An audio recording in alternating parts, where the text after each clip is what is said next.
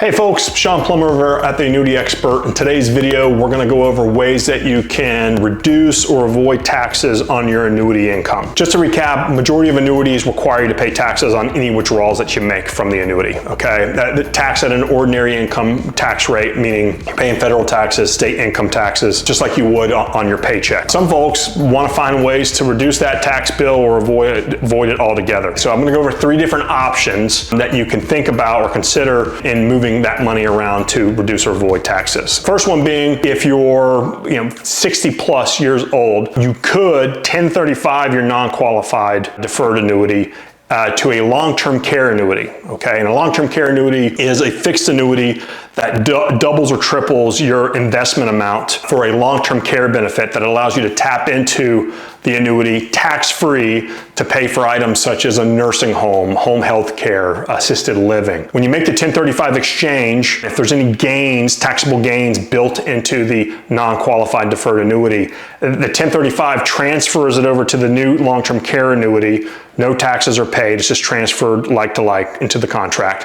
And then under normal conditions, if you took any withdrawals out of a traditional fixed annuity, you would pay income tax on the gains that you've earned up to that point. Well, it's not really a loophole, but if you 1035 it over to a long-term care annuity, you get to double or triple the annuity's value. And what's gonna happen is you're able to go out and use a home health care person come to your house and help you out for long-term care. You can go to a nursing home, get assisted living. And as long as you're using the funds for those items, you get to utilize that tax-free. And the cool thing is, the money that comes out of a long-term care annuity in most cases is the original money that you use to invest into the long-term care annuity. So you're eating into your interest that would normally be taxable, and it'd be tax-free. And then if there's any money left over at the time of death, it'll go down to beneficiaries in a lump sum out of the original investment amount, not the long-term care benefits, for those wondering. The second way that you can soften the tax burden from your non-qualified deferred annuities is rolling it over to a new annuity with a bonus. No, it's not going to avoid taxes or reduce your taxable income,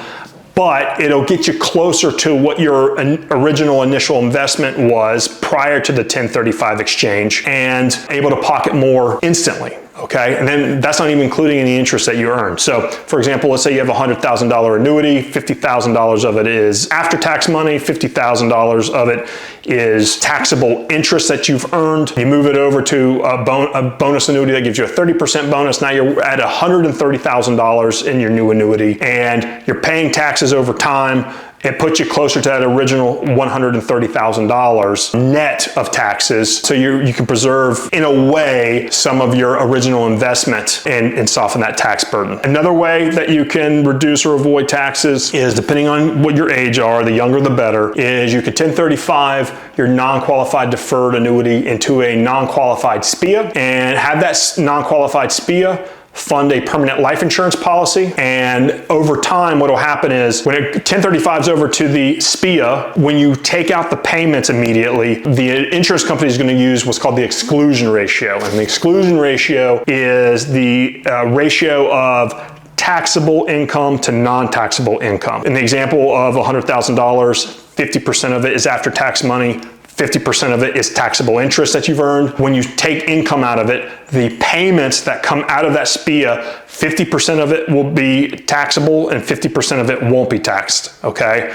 So you use that money, it softens the tax burden each and every year. It funds a permanent life insurance policy, like a whole life insurance policy or an IOL. That builds up cash value over 10 plus years. After about 10 years of growing, you now can take tax-free loans out of that permanent life insurance policy, offsetting the taxes that you originally would have paid on your non-qualified annuity. So that's a long-term play. It's not for everybody. And yes, it doesn't have instant gratification, but if you're in it for the long haul, you could easily offset some of those taxes by most, if not all, by 1035ing it into a non-qualified SPIA and funding a permanent life insurance policy. And then after 10 plus years, taking loans from the cash value of that permanent life insurance policy. Just 3 ideas I'm throwing out there to you guys. It may be a fit for you. It may not be a fit for you.